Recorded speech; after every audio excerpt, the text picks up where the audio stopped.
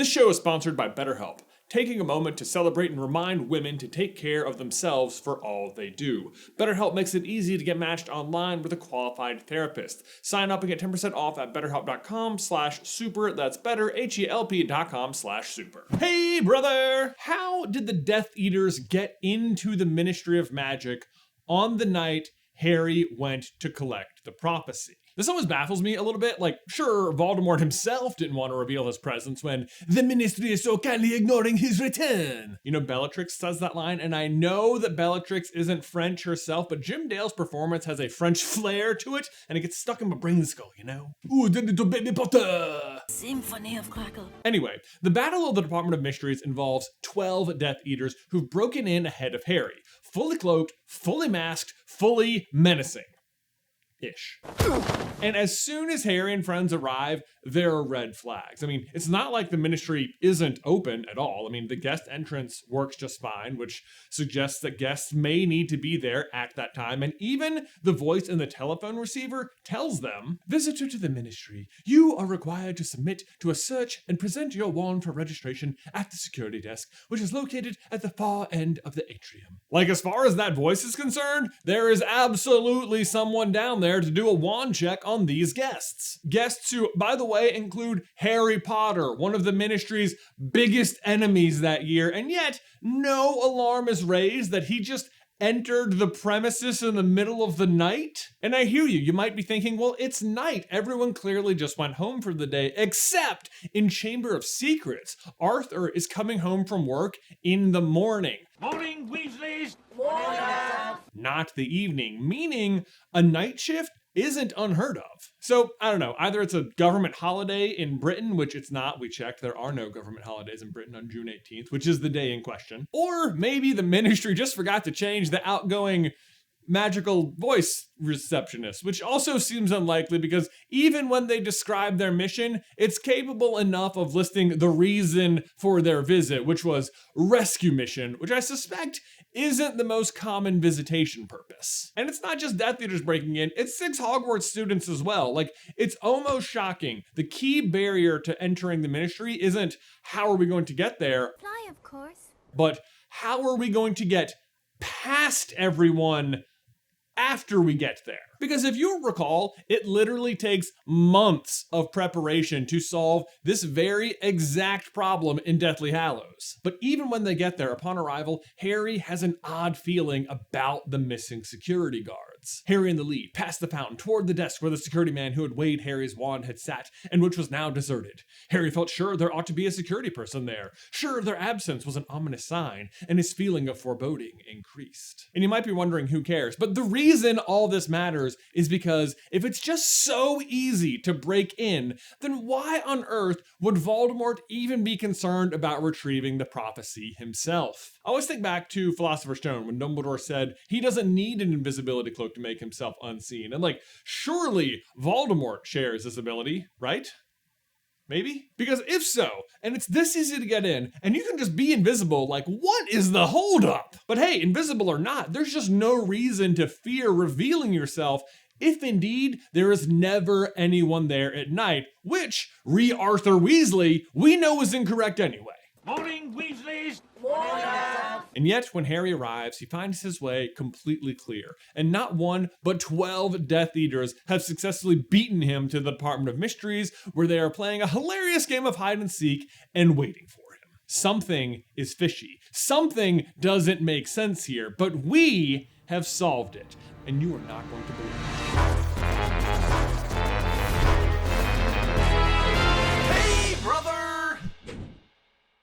Until we explain it. You're not going to believe it until we explain. I mean, then you're going to be like, whoa, I've read this book how many times and I never picked up on this? Okay, so to get a full understanding of the situation, we actually first need to travel back in time a bit earlier in Order of the Phoenix when Hagrid returns from his trip to finding the giants and is teaching his class about Thestrals. So, how close were you paying attention? How does he summon them? As though to complete the ominous picture, Hagrid was carrying what looked like half a dead cow over his shoulder. Okay, first of all, gross. And second of all, half? Because, like, which half? And like,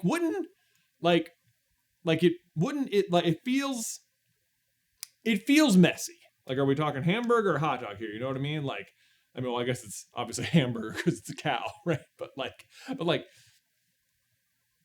which way are we slicing this thing? No, but seriously, like, this is one of Hagrid's best lessons, and yet it still involves a rather significant carcass. But to be fair, it is very effective at summoning the Thestrals. Then, later on in the book, when Hermione lays a trap for Umbridge with the centaurs, Grop shows up, and the centaurs are not happy about it, and they unleash like a full volley of arrows upon him, which then causes him to like drip horrible drops of blood all over Harry and Hermione, which, once again, summons the Thestrals to them. Which, first of all, gross. And second of all,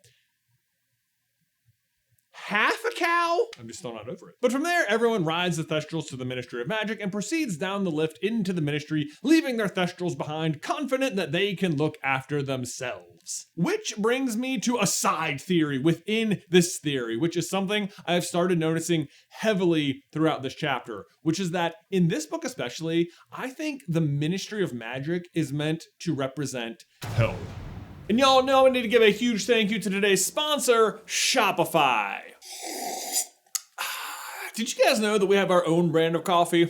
Well, we do. In fact, we had it before we had our own merch store. I mean, if anything, our coffee brand then like became our merch store. And why, you might ask? Well, it's because we love coffee and we thought you might too. But we never could have done this without some good old-fashioned right place, right time, and also Shopify. Because launching a small business and figuring out all those little details about your product and how to make it is hard enough. Then learning to build a website from scratch on top of it, like, ugh. But Shopify at least makes that last part easy because they've got ready-to-go templates that can get you up and running in no time. Plus, they track sales, have endless integrations, and can spit out any report that you would ever need in seconds, which is not something you'll be doing with our coffee because you're not going to be like, you're going to be like, where can I get this? And then you come to our website and it'll be great.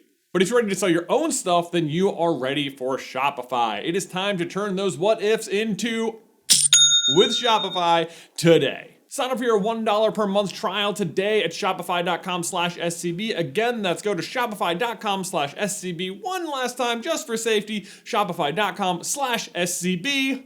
And now back to the video.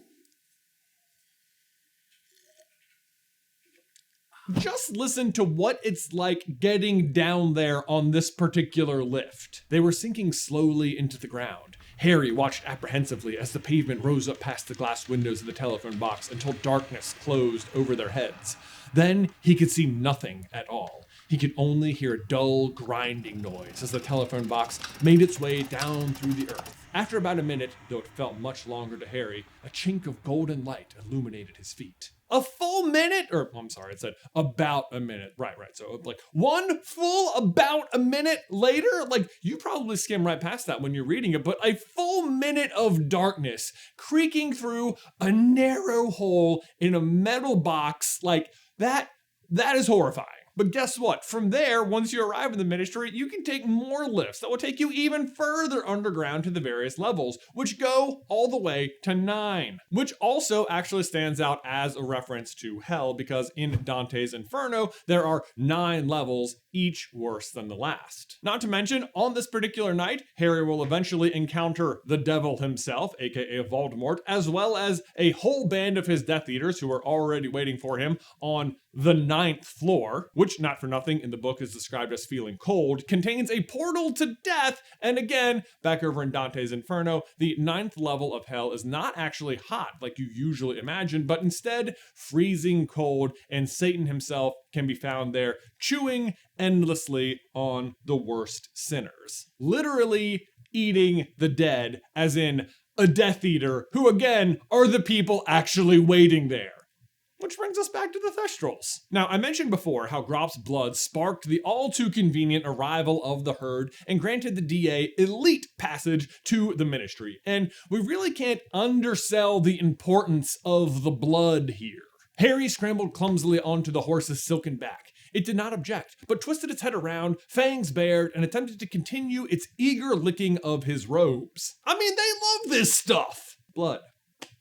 Thestrals. Then, of course, everyone hops aboard their Thestral and they're off into the brisk, cool night air. What joy! But sometimes later, they land gracefully, and while Harry and friends are poking around down below, they leave their steeds high above them on the surface, where they begin investigating a nearby dumpster for food.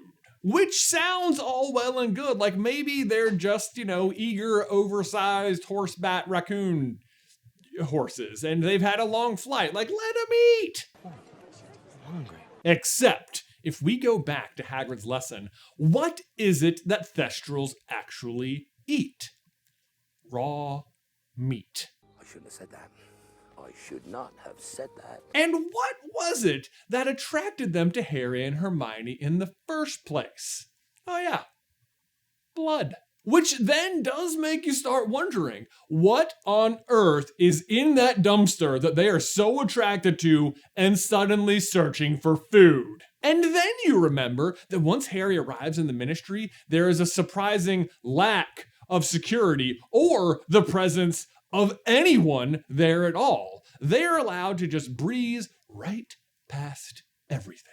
Although actually on that note, why is no one from the Order on guard duty on this particular night? Like, hasn't that been a thing they've been doing the whole year, trading ships and whatnot? Isn't that what Arthur was doing when he got attacked by Nagini? But on this all-important night, they're just not? Like, seriously, the Order of the Phoenix is just like so bad at their job. Full video. But getting back to that dumpster, which smells apparently like blood and or raw meat, nobody anywhere to be seen down below, combined with 12 murderers lurking in the dark. Do you see where we are going with this? Coincidence? I think not. Yeah.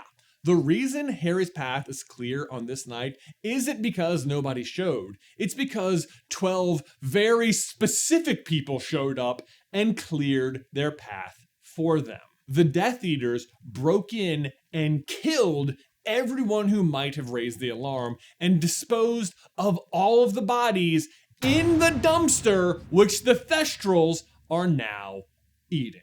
In fact, do you remember the guard who weighs Harry's wand upon his arrival to the Ministry for his hearing with Arthur all of those months ago? Why, Eric. Eric, yes, good job. That is his name, Eric. But do you remember his last name? Because I can guarantee you are not about to forget it moving forward, because it is Munch, as in what those Thestrals are doing to him that night. Death Eaters indeed.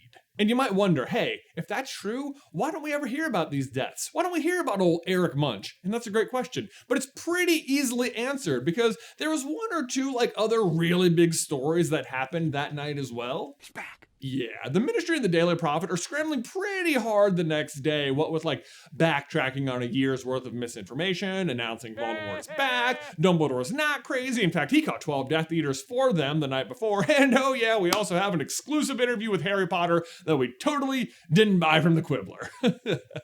We promise. Not to mention that the Ministry's relationship with the press is fishy even at the best of times, and even when one of their members, Bertha Jorkins, went missing for a year, they never reported it. So I doubt they're very eager to announce that amidst all the other bad news, the Death Eaters also killed a bunch of people on their arrival. Oh, and also Sirius Black, you guys remember him. We warned you about him for the last 3 years. Turns out he was innocent, and the Dementors are not guarding Azkaban anymore because they joined Voldemort. Okay, bye. Yes, it was a dark theory, but half?